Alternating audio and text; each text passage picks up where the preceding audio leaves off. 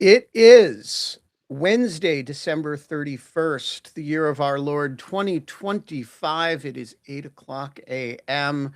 And folks, it is the last day of the year. Tomorrow, I'm going to be tripping over what year it is. It probably won't be tomorrow because tomorrow it'll be a novelty. But by the end of next week, I'll be like, it's the year of our Lord 2025. Oh, I'm sorry, 2026. It's going to be awful. Uh, but today, the last day of the year, uh, I have an uncommonly cool show for you. Uh, and I'm going to get to that in a moment. You can see the uncommonly cool show sitting right there. But before we get to the uncommonly cool show, I have an important announcement to make, which is it being the last day of the year. Um, uh, I am, I have, I don't know when I began this tradition, but a few years ago, began a tradition of on December 31st, I match up to $5,000 in contributions to lawfare. I put that out today, this morning. So if you have already given contribution to lawfare this year and you don't want to be nagged about giving more contributions because it's the last day of the year, um, uh, then ignore me. But if you have not donated to lawfare this year, or if you're thinking to yourself, it is the last day of the year and I have X amount more to give away this year, and I've fed the homeless, and I've given a drone to the Ukrainian military, and I'm trying to think about what to do with my marginal dollar, and I want charitable dollar, and I want to support lawfare. I haven't done it yet. This is a particularly good moment to do it because this moment your dollar is worth $2, and the marginal extra dollar comes from me. Um, so givebutter.com/journalism will find it, or just go to lawfare/support, and your marginal contribution to lawfare today is worth 2x, up to $5,000. So just don't think about it too hard, just go do it. Folks, once again, I have to say that the sun is not shining in Washington. It is, as the Ukrainians say, chmarna.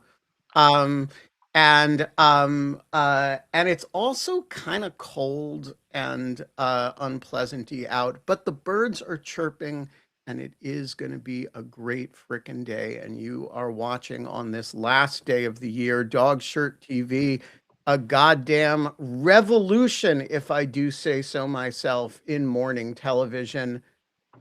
And one of the revolutionary features is that sometimes um, uh, I have shows that I have meant to do all year, and ever since the Voice of America was destroyed, I have been talking to Kateryna Lisunova about coming on the show, and uh, and talking about all kinds of things related and unrelated to that. And um, finally got her on the last day of the year. And one of the revolutionary features of the show is, I just schedule things when I get a chance to schedule them. I don't have bookers, so it's really just me and my phone texting people. And yesterday I texted Kateryna Lisunova, aka Katya, aka Kate. The question of what to call Katya is always like, whenever I say her name, there's always this like, which name am I going to use question.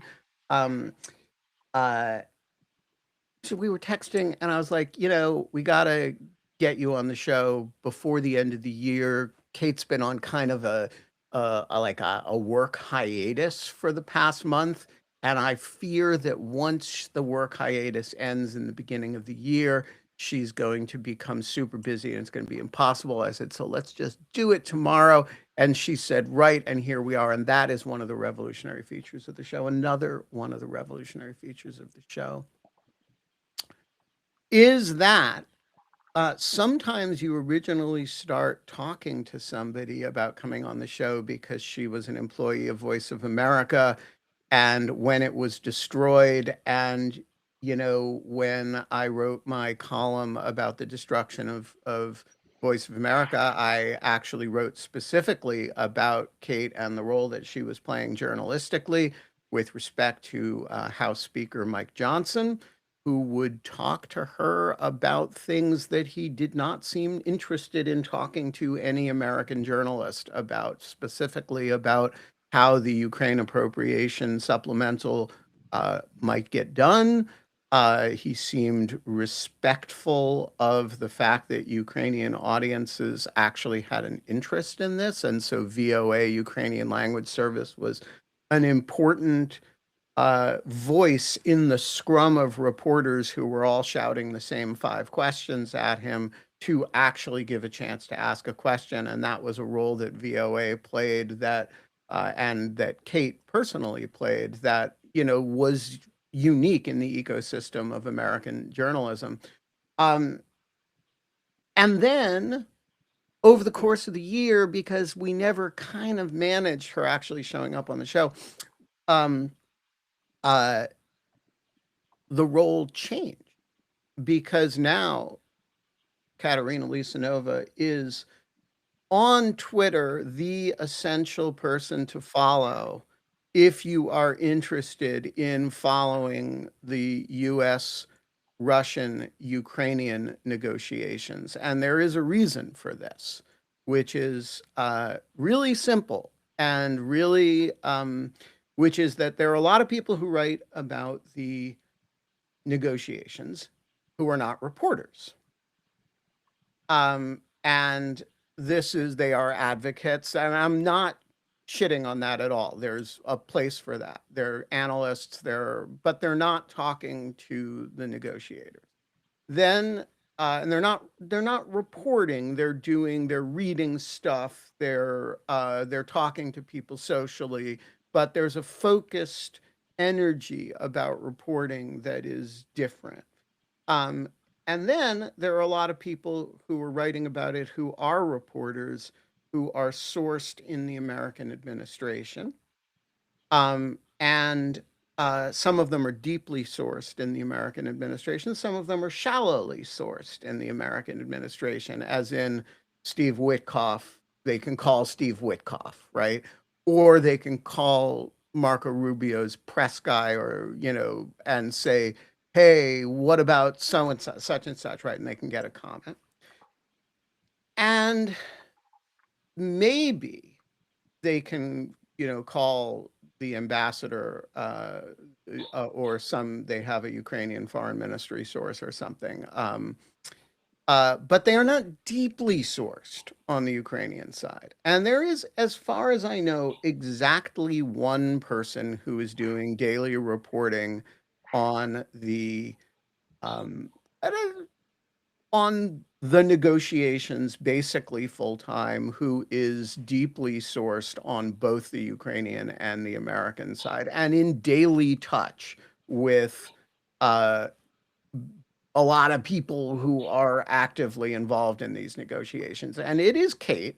And this is utterly unsurprising if you have followed her career at VOA.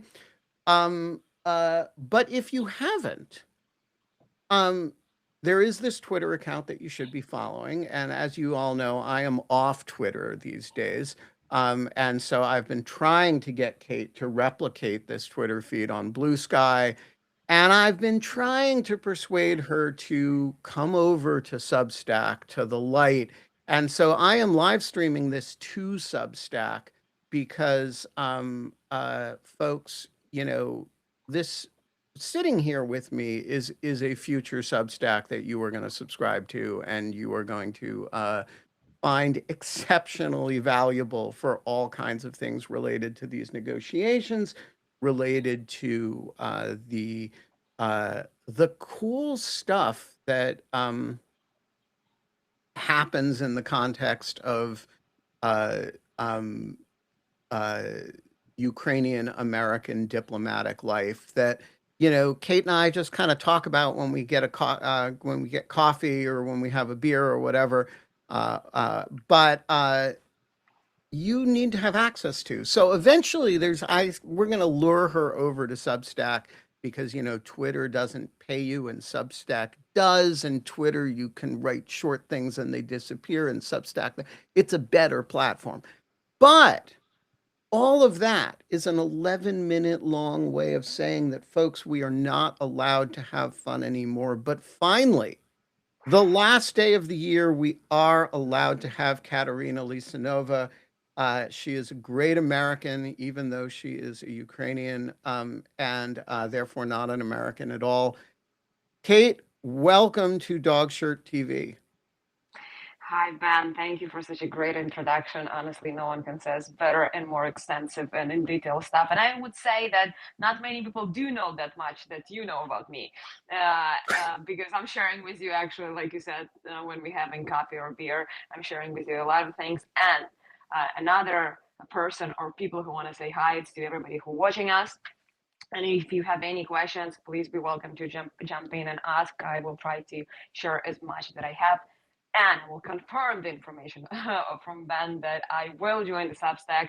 And it's kind of internal joke right now, but like our common friend Marichka, we were planning to do that, to start all of that. And the first day of the year, I'm gonna stay at her place, and we will be registering in Substack and doing all the stuff that we planned, because this is what people do in the first day of New Year.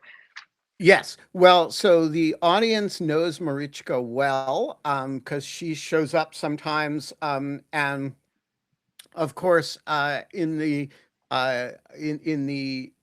internal world of how all things are connected. In fact, Kate and I know each other through Marichka, and that should surprise exactly nobody here. Um, all right, let us start with VOA and then migrate to the current state of the negotiations.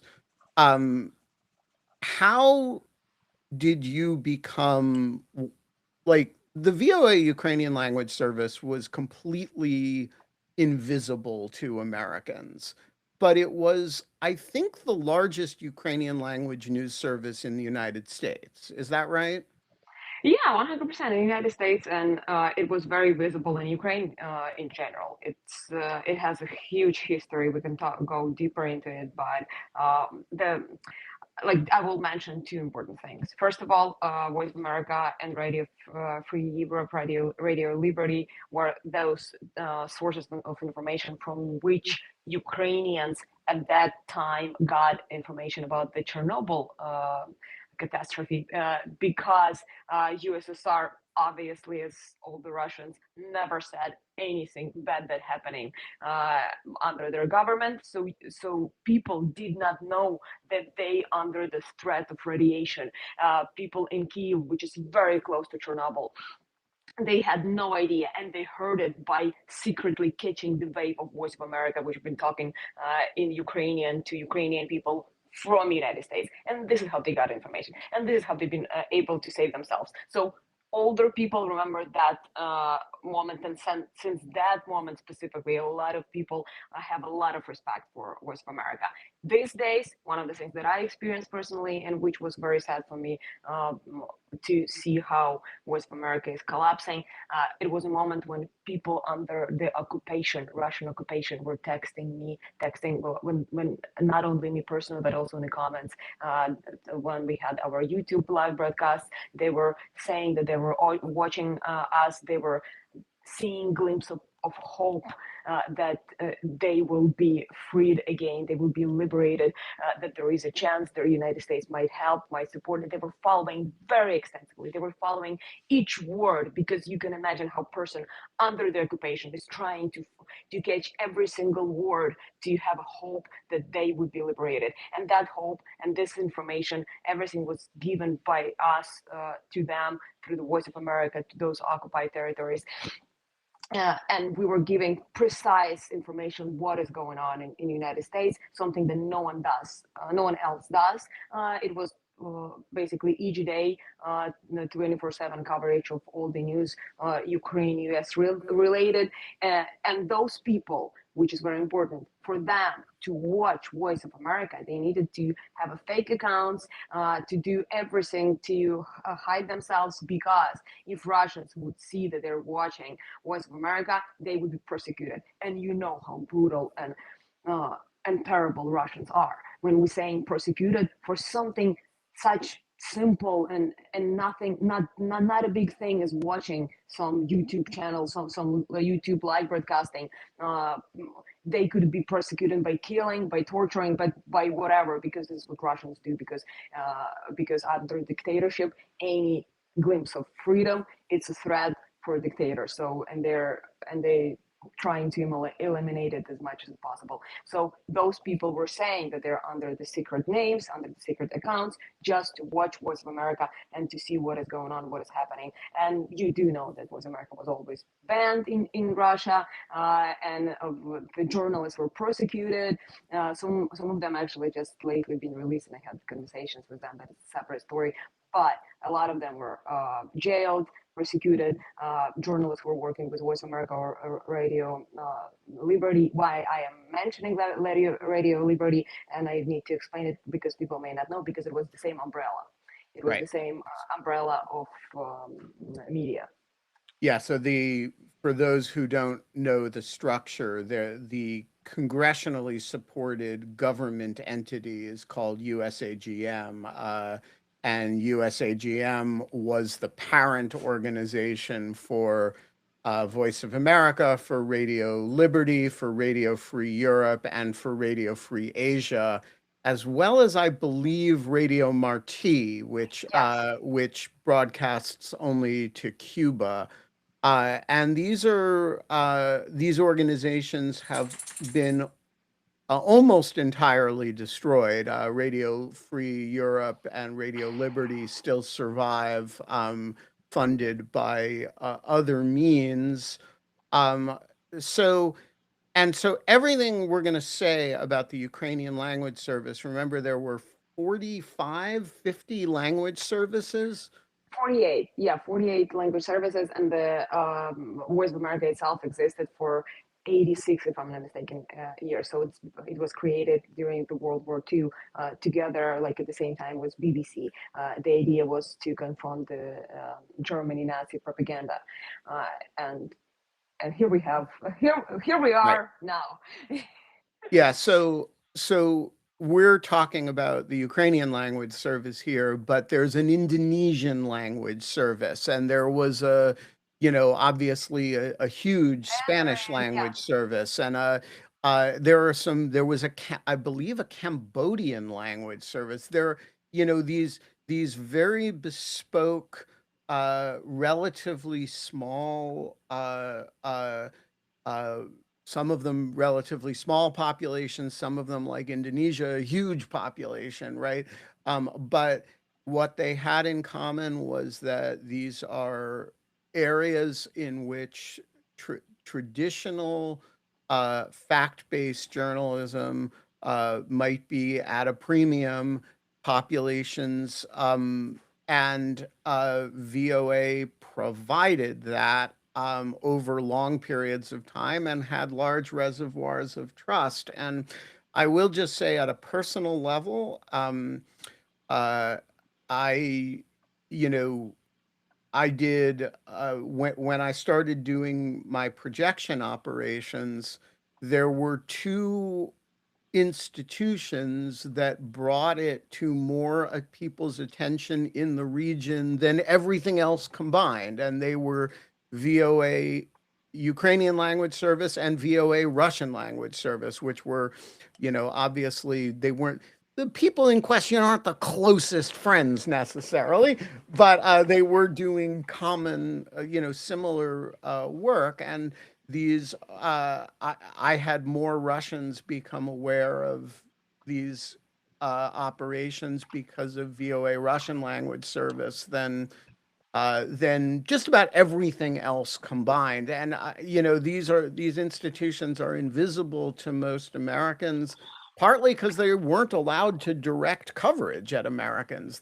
And also because they're operating in other languages. But these are enormously consequential organizations that have been destroyed. And actually, there is ongoing right now an auction of all the equipment from Radio Free Asia. So if you want like high quality cameras, if you want a desk chair, you can feed off the rotting corpse of Radio Free Asia, thanks to Elon Musk and Donald Trump and Tulsi, not Tulsi Gabbard, what's her name, Carrie Lake. Um, Apparently, yeah. so I want to ask a personal question about this. You lost your job as part of this, but so did, you know, 40 other Ukrainian language journalists in Washington. What happened to these people? Like, just at a level of like, just at the personal, and again, play this out over 50, 45 other language services, each of which had a staff of half of, these staff members, the number of them that have applied for jobs at Lawfare is almost unbelievable from different language services. But what happened to the Ukrainian journalists who were working for VOA? Oh, that's like uh, I would say what we're talking about right now is like a domino effect, but it's more like explosion effect. It wasn't a domino. It wasn't little thing fall and then everything. It's like a big explosion, which debris of which hit a lot of people. And I personally feel very passionate and very sad about the fact. Like honestly, I think we will talk about general then to personalities. First victim of all of this and the biggest victim of all of this is United States of America. It's such a blow to America itself because that was such an amazing channel already established, already had a lot of respect in those countries. People trusted, people wanted to watch it, people were waiting to see this information, and there were so many explanations. There was like direct language conversation to other countries to explain what is going on here through the perspective of everything, because there are a lot of misinformation. A lot, we were always debunking and confronting a lot of misinformation, and this big voice, this source, this communication was just cut off, and this is the most painful cut off. Like I don't know of, I cannot even imagine. It's almost like some kind of surgery operation when someone takes a very alive organ and takes out of it. Hi there, hi John, uh, and yeah, and it's like the most painful for America itself. If we're talking about Ukrainian people, it's the most painful for those one who are under occupation. If we're talking about the journalists, Ukrainian journalists here, it's a personal tragedy for many people who had families here, who had documents under the Voice of America, and now they're in a very difficult situation, not only searching a job, but also their country under the war. They stuck in the middle of understanding should they come back to Ukraine, should they stay here, and there are a lot of oh, and another thing that I would love to mention, it's very important to mention that Ukrainian journalists once again are not the only one journalists who been hit by that. Like I said, it was 48 language services. A lot of journalists were prosecuted in their countries. It's not a case of Ukraine though, because Ukraine has freedom of speech, and one of the biggest sources of information Yeah, was this is a huge issue. When VOA was destroyed, I started getting requests because people suddenly had visa problems. And so all of a sudden there's a question, are you going to force so and so to go back to Belarus, right? Are you going to force Iran. China, a bunch like, and a lot of them were actually persecuted there. I have a friend, Iranian journalists, who were in jail, who were tortured there, and for him to just suddenly come back to the country, which is banning anything related to the United States. He was a source who was supportive of the United States. He believed in the United States. He believed in freedom of speech, of First Amendment, of all of those beautiful things that the United States is based on. And now he's confronted, and many others confronted to the reality they need to come back to dictatorships, uh, where they were already persecuted. Those are the things that people are confronted, and they still in the middle. Like it's still in the middle, which means like there's a word Valhalla, like when you're in nowhere. It's almost a year has passed since was America closed. It been closed in April 2025, almost last year, but it's still this year. Yeah. So it's been almost a year when it happened, and people are still in a very difficult situation because nothing has been resolved yet. Yeah, so just to foot stomp this point, Kate and I have a friend who is this is a very serious journalist, and as best as I can tell, she is scraping by doing translations for Ukrainians who are having medical appointments.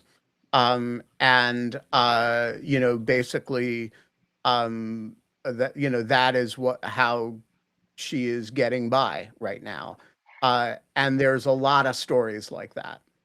And she has a son. They came here after beginning of this invasion. They were hired to work, and not just. It was a big point of pride for them, for her, to not just. She'd been saved by coming here, but the point of pride was that she was still very useful for Ukraine to do something, to do this connection between Ukraine and the United States, and now she's struggling to help out her son to have money for herself, and she's basically like trying to get any job as possible. And once again, everybody also got very difficult situation with their documents because of that. Right. So yeah, we're not going to go into people's document situation, partly because I don't, want to draw any ICE officials' attention to individuals. But let's just say that all over VOA now, there are people from countries all over the world who are suddenly in precarious visa status because their residency here was directly tied to their employment at VOA, which suddenly imploded. Um, VOA cost about $400 million a year to have a wire service into the ears of uh, uh, hundreds and hundreds of millions of people. It was a freaking bargain. And we blew it up for no reason at all except the vanity of Donald Trump and Carrie Lake and Elon Musk. Uh, Jonathan Rausch.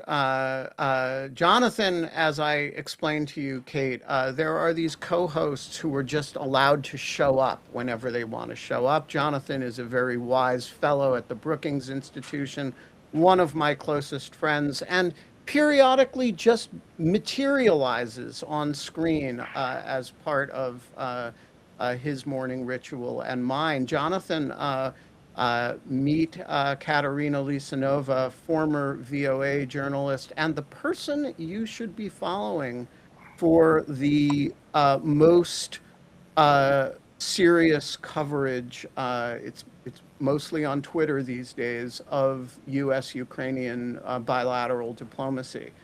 Um, uh, so, Kate, let us turn to the now, which is to say, uh, Can I we just ask one thing? Like, if Jonathan maybe has any question? Well, nice to meet you. My main question is, where are you right now? I'm Washington, D.C., not far from the capital, if being precise. My My friend and Ben's friend Jacob Heilbrunn just got back from a week in Kiev Mm. in an exchange program and reported that guess what? The Ukrainians are not giving up. That's the breaking It's news. it's just not happening. They don't think they're losing and they're not giving up.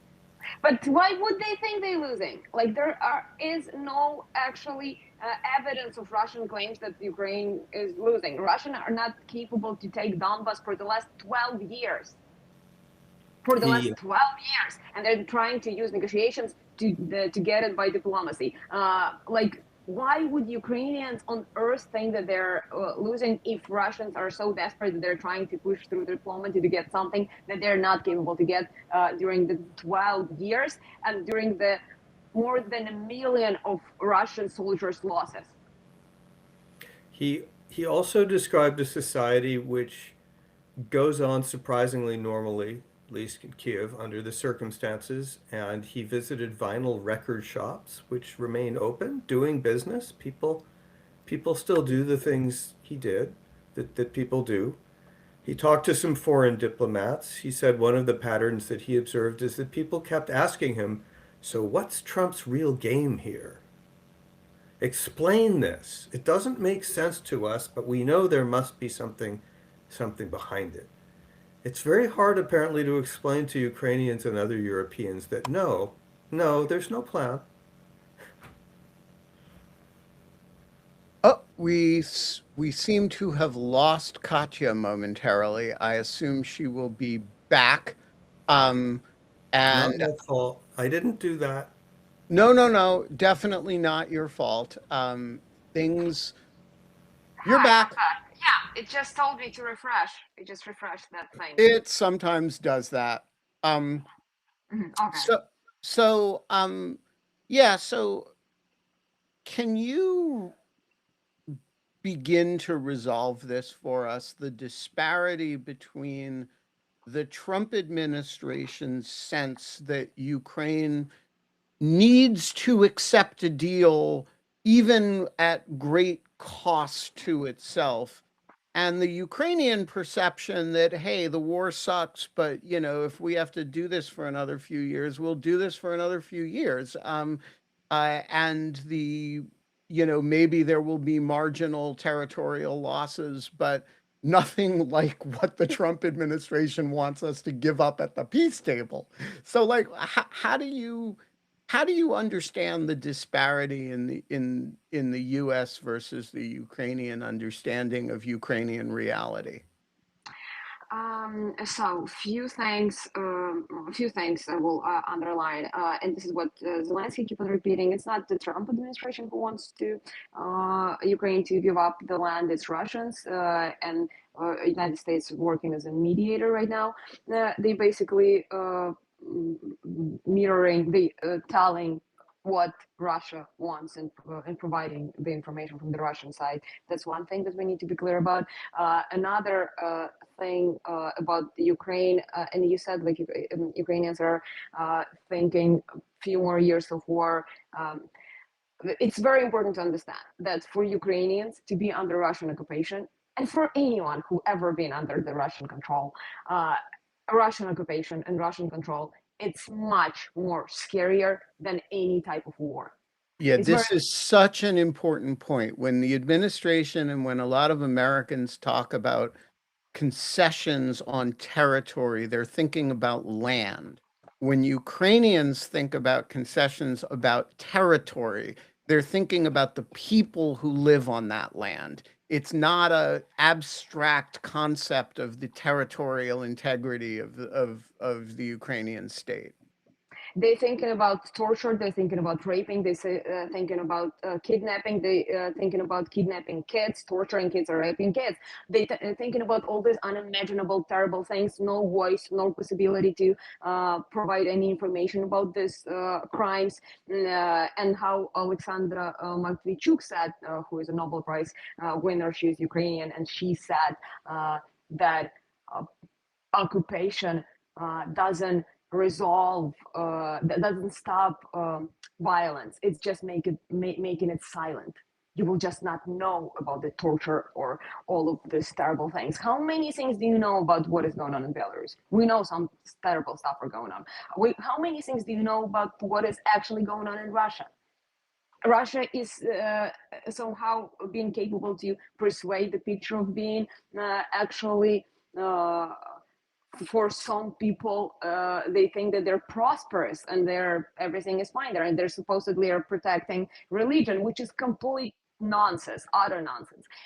In Russia, every single other religion is banned except Russian Orthodox Church, which is basically working under the Russian FSB agency. And that's a very big important thing to underline. And actually, about the persecution of religion, every other priest of any other denomination it's not only a Christian denomination, we're talking a lot about Jewish people actually. They're all being persecuted on that occupied territories, and they're only establishing the Russian Orthodox Church there, and everybody else are being tortured, killed, persecuted, banned. So this is what people see when they're talking about I don't even want to pronounce it, give up a land. It's not giving up a land, like you said. It's giving up lives. It's giving up your religion, your voice, your ability to exist as a human being. And that is why when Ukrainians comparing being under the Russian challenge, but have voice, have freedom, have all these possibilities, and being under the Russian occupation, the second one, it's much more scarier. That's All right, so let's talk short. about Mar-a-Lago. There is this weird cycle that happens. It started in February, where the administration gets excited about, I'm just going to be crass about this, the latest Russian version of the peace proposal. And Putin, or through Witkoff, or sometimes directly to Trump, says, okay, all we need is blah, blah, blah. And blah, blah, blah is essentially Ukrainian capitulation. And the administration gets excited about this. And then Zelensky, and sometimes with an entourage of 15 or 20 European leaders, sometimes by himself, flies in, talks the president down, sometimes in a humiliating fashion, sometimes as in at the Vatican in a more dignified fashion, and we end up nowhere until the next iteration of the cycle, at which there's always some threat, we're going to cut off Ukrainian arms and tactical intelligence, and so my question is, should is this cycle, the cycle's become kind of comical at this stage. Nobody actually believes that there's going to be a deal, whatever that means. So what, as you understand the bilateral US Ukrainian relationship right now, what is the nature of this? Is it just Zelensky and the Ukrainian and the Europeans, you know, uh, understanding that the administration is the sort of public face of the Russian negotiation position, and they just have to keep humoring it, and then it'll subside? Or is there some other subtext to all of this that is not obvious? Oh, honestly, it's very, there are a lot of things to cover right now. It's much more difficult than that, but let's try to do one by one. So, um, from what I know, and remember you said, like having connections, I do have connections from people directly who are negotiating, who's sitting in a room, who's talking there. And from what I understand, there are a lot of public uh, statements which may sound not very pleasant if we're talking about like American side versus Ukrainian side and Russian side. But then in the room, the work is actually happening. The conversations are actually happening, and those conversations, at least the stuff that they end up with Mar-a-Lago, doesn't look that bad. And should give a great credits to Ukrainian diplomacy, and I was actually just talking about it yesterday with one of my journalist friend. I was before working with Voice of America, being congressional correspondent. I was a United Nations correspondent for 5 years. I was working in New York covering United Nations, and many people were telling me, like many times when I'm saying that, they were saying, United Nations, oh my God, that's probably very boring. There are a lot of the same statements from very boring diplomats. And I was just yesterday talking to my friend, journalist. I was saying, like, it was actually very opposite if you cover in Ukrainian diplomatic team, because they were acting as Vikings in a room of nerds.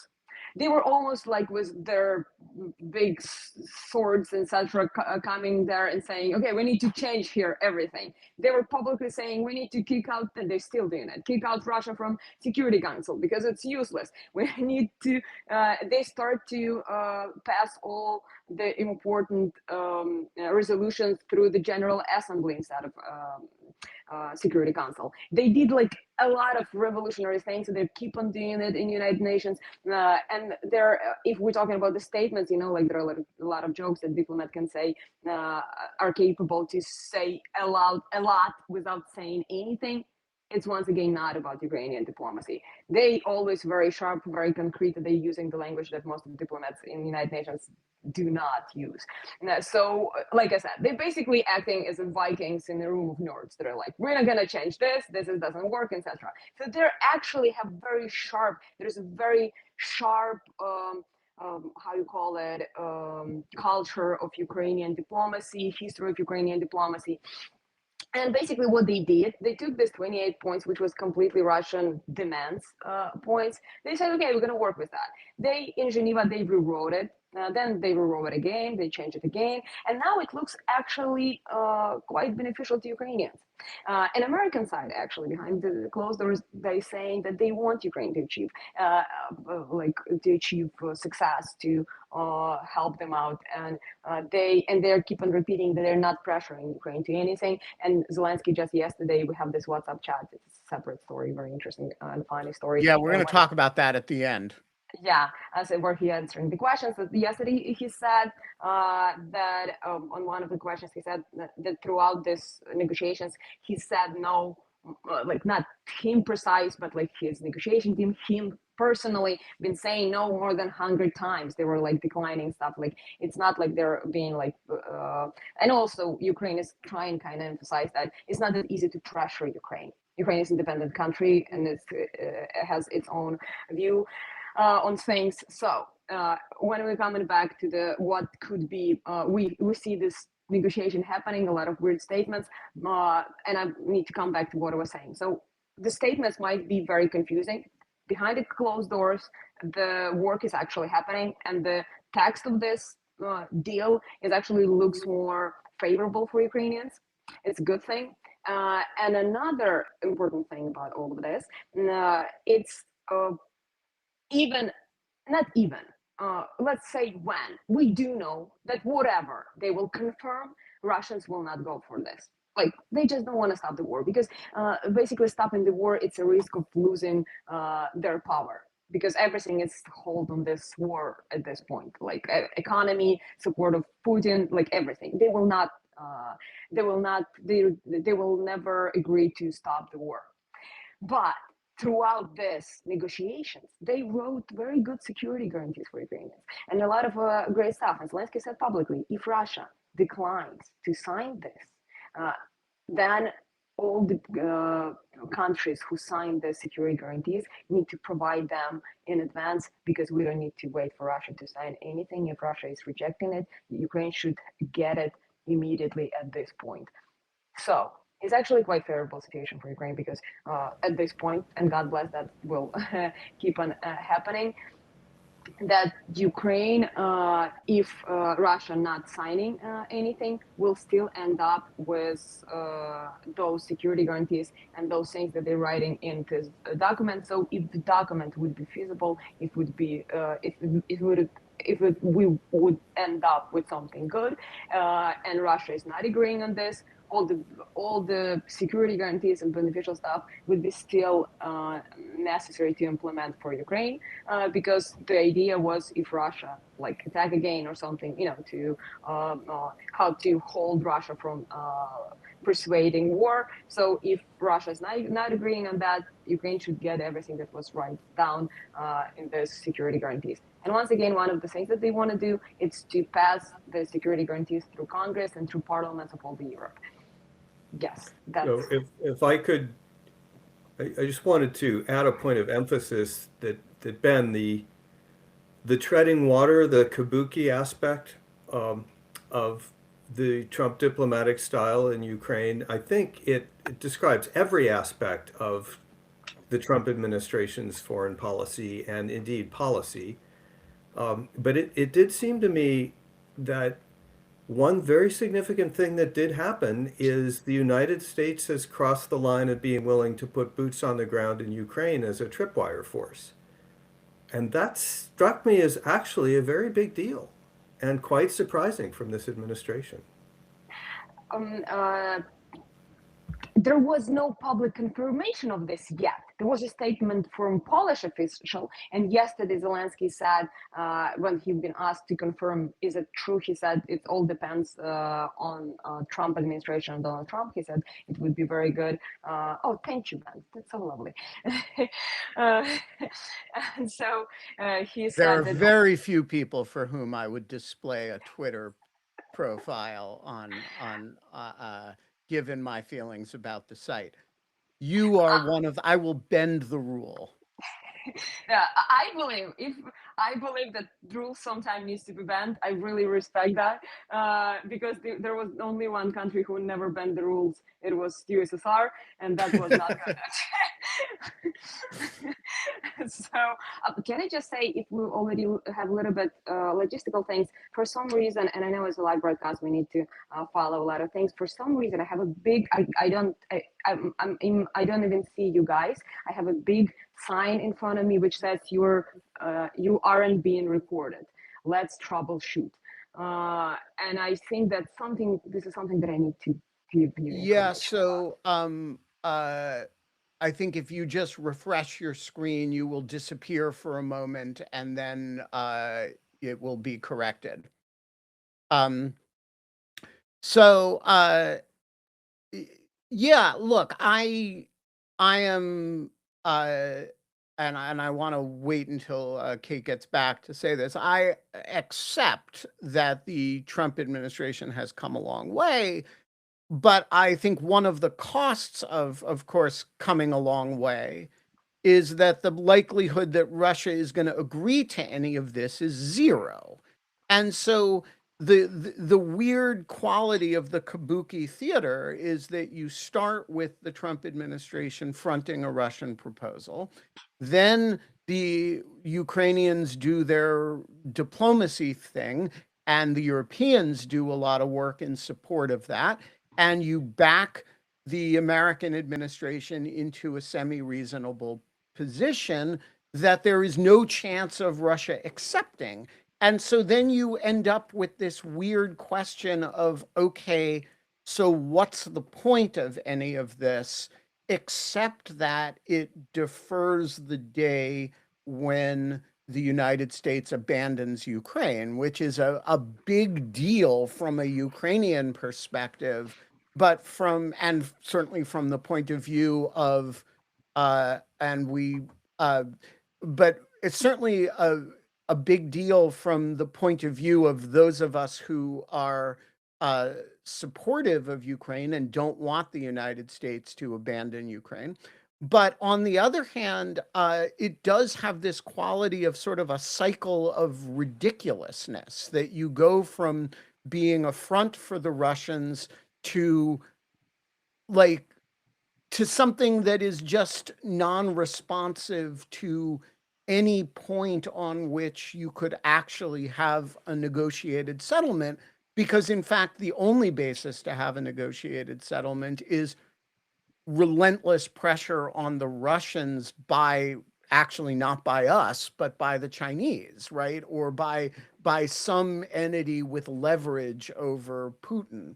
So what is the, from your point of view, Kate, what is the benefit of all of this? Is it merely that it defers the point of rupture between the United States and Ukraine? There are more actually benefits, surprisingly, because yeah, like you said in the very beginning, and like when we see like these ongoing things, where it's very confusing. But there are actually a bunch of benefits. One of this, if United States will pass any security guarantees through Congress, or European countries will do that before Russia withdrew from these negotiations, Ukraine would get guarantees on a place which would be much more stable than anything Ukraine had before, as of Budapest Memorandum or Minsk agreements. That's one thing. Ukraine may get more because in those security guarantees, Ukrainian side also wrote down, which is they wrote very great points on which Trump already agreed, which is actually, like I said, very surprisingly but beneficial thing. Those great things. It's support for Ukrainian army, and help to Ukraine to have means to protect itself and all of that. If those things would be wrote down, if those things would be confirmed before Russia withdrew from those negotiations, Ukraine will end up with something more factual in their hands, which is a good thing to have for Ukrainians, 100%. Russia withdrawing from those negotiations using any means, like for example, this fake attack on Putin's dacha or something like that, will prove once again that Russia is not reliable side in this negotiations. Also, I think it's in some point, I still believe that it also gives Trump administration and Trump himself more understanding of how does that happen from the inside, and how much unreliable Russia is. But that's a separate thing. But what is more practical thing, it's getting more aid, more support, more guarantees before Russia withdrawing, so Ukraine would end up with something more practical. And as I will repeat, as Zelensky said, if Russia withdrawing, Ukraine needs to get all of that immediately. There is Again, adding to that, it's certainly true this war doesn't end until Vladimir Putin is willing for it to end, and he's not. But there's also a MAGA domestic audience here. And that may prove to be important because they have moved from J.D. Vance's starting position, which is let's help the Ukrainians lose to get this war over with, to let's potentially put American forces on the ground to guarantee Ukraine's security. And that undercuts potentially the biggest US constituency for helping Putin win. there's another really important component of this, and it has to do with eating up time, which is it is possible or likely that less than a year from now, a House of Congress will flip. That changes the appropriations picture very dramatically. And the more time you can eat up um, in not destabilizing the relationship entirely until you have a Congress that is in a position to actually dictate some of the terms of US policy, not by hortatory statements, but by spending money. Uh, this puts Ukraine in a little bit more of an Israel-like position where there is, a stable congressional base of support. Um, uh, and that is one of the great stabilizing features in US-Israel relations, is that Congress is super reliable in Israel's favor, for better or for worse some of the time. But this is something that Ukraine has not had, although the votes are always there in Congress. And what's not there is leadership that's willing to buck the administration. And so if you can keep the administration in a uh, framework that is constructive between now and next year, the fall of next year, you create an opportunity for Congress to be in a very different posture than it has been for the last 2 years. So there's a million good answers to the question that I glibly posed to Kate. But I will say that as an American, I find this deeply humiliating and embarrassing. And I find the Kabuki theater uh, uh, a uh, what you might call in Yiddish a shanda, a uh, I don't know how to, just a humiliating embarrassment before the rest of the world, you would say in Yiddish, Hashanda to the Goyim. An embarrassment before the nations is the best way to translate that. And um, I I really have seen very few spectacles that have embarrassed me more in my adult lifetimes, just as a matter of the presentation of America to the world than the last 11 months of U.S. Ukrainian diplomacy. And and I Wouldn't wouldn't the national security strategies promise to go into Europe to help far right-wing parties rescue white civilization? That surely must rival anything So I else. didn't say it is without rival. There are things that are, I look, blowing up boats with fishermen, or is at a on a similar. This is a there are many candidates for the most embarrassing thing. This one, I find uh, uh, unusual, partly because of its cyclical repetition, and um, and the fact that we did it in February, and then we did it in April, and then we did it in July, and then we did, like, we it has this quality of, oh, now this is the part where we buy Putin's bullshit again and threaten to abandon Ukraine, only to get walked back to a posture of semi-reasonableness um, again. And I do find that that's a special kind of national humiliation that we are putting ourselves through. Um, Folks, um, we got to wrap. Um, but I have an important message for Katya, which is that once you have that magic link that I sent you last night and that you used, you are in this Jonathan Rauch like posture where you're just allowed to show up anytime you want. And most people I tell this to don't take me seriously about it. Jonathan will tell you that I have never said to him, Jonathan, why are you showing up today? What you're not supposed to do that. You're supposed to warn me.